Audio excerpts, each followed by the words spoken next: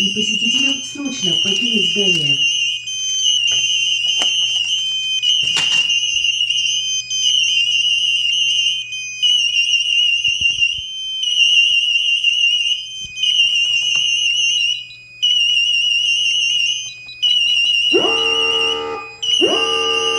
Пожарная тревога. Всем сотрудникам и посетителям